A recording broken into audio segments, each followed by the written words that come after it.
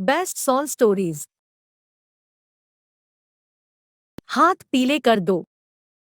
22 वर्षीय नव्या सुंदर हिरनी जैसी चाल, चंचल, फैशन डिजाइनिंग के आखिरी वर्ष में थी। दिन भर घर पर मस्ती करती रहती। कॉलेज में भी सबकी चहेती थी। कॉलेज में उसके दोस्त भी थे, सहेलियां भी थी, और एक दोस्त अरिंदम से वह बहुत नजदीक थी, या यूं कहें कि दोनों मिलकर भविष्य के सपने बुनने लगे थे। नव्या की मम्मी संध्या अपने पति सुदीप एवं छोटे बेटे आर्यन के साथ खुशहाल जिंदगी यापन कर रही है। इन दिनों नव्या के नए नए रंगों को देखकर संध्या के मन में आ रहा है कि नव्या कौन सी दुनिया में खोई हुई है। दिन भर मोबाइल से चिपकी रहती और एकदम खुले दिमाग की थी, तो अपनी माँ को भी अरिंदम के बारे में कुछ कुछ बताती रहती। नव्या को खुश देखकर संध्या को अपनी बीती हुई जिंदगी याद आने लगी। वह भी कॉलेज के दिनों में इसी प्रकार खुश थी और कॉलेज में अनिल से उसके अच्छी दोस्ती थी। लेकिन वह खुले मन से अपनी दोस्ती अपने मम्मी और पापा को नहीं बता पाई। पापा अच्छे थे, पर बहुत अनुशासन प्रिय थे और उन्हें किसी भी प्रकार की अनुशासनहीनता पसंद नहीं थी। एक दिन उसने देखा कि उसके पापा मम्मी दोनों बात कर रहे हैं कि संध्या बड़ी हो रही है, हमें उसके हाथ पीले कर देना चाहिए। यह बात संध्या ने सुन ली, उसका दिल बहुत उदास हो गया। वह अनिल के साथ नए जीवन के सपने बुन रही थी। आज जब वह कॉलेज गई तो उसने अनिल से अपने मन की व्यथा को अनिल से कहा, ऐसा कैसे हो सकता है? मैं आज ही जाकर तुम्हारे पापा से बात करता हूँ। शाम को ही वह उसके पापा से मिलने के लिए घर आ गया और बगैर किसी लाग लपेट के उसने अपने हृदय की बात कह दी कि वह संध्या को अपनी जीवनसाथी बनाना चाहता है।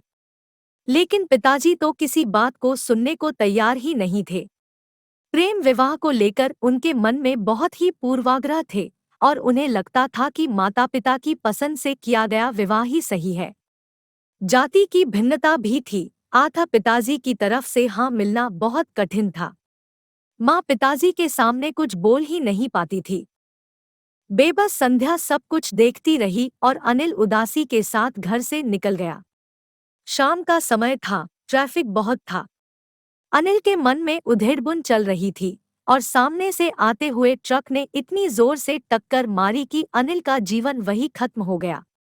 बेबस संध्या उसके माता पिता से मिलने तक भी नहीं जा सकी और अपने मन की व्यथा किसी को कभी नहीं सकी। उसके बाद उसके माता पिता ने उसका विवाह सुशिक्षित सुदीप के साथ कर दिया।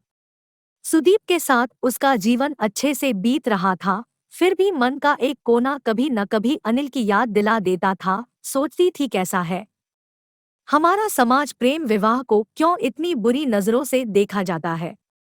विवाह तो दो आत्माओं का मिलन होता है। विवाह की शर्त यही है कि पति पत्नी सुखपूर्वक जीवन का निर्वाह करें।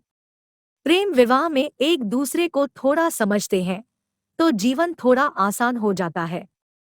माता पिता की पसंद का विवाह भी कभी सफल हो जाता है, कभी असफल हो जाता है। इसी प्रकार की उधेड़बुन उसके दिल में चलती रहती।